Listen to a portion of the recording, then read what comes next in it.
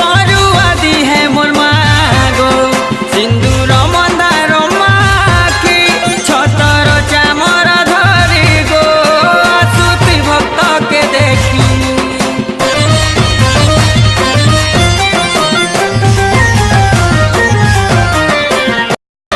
घंटा शंख बजा ताले माँ झूली झूली नाचू तुई पहाटिया तोर संगे गो मसाल जाली करी तोर करुणा तोर महिमा नाई करबू गौना।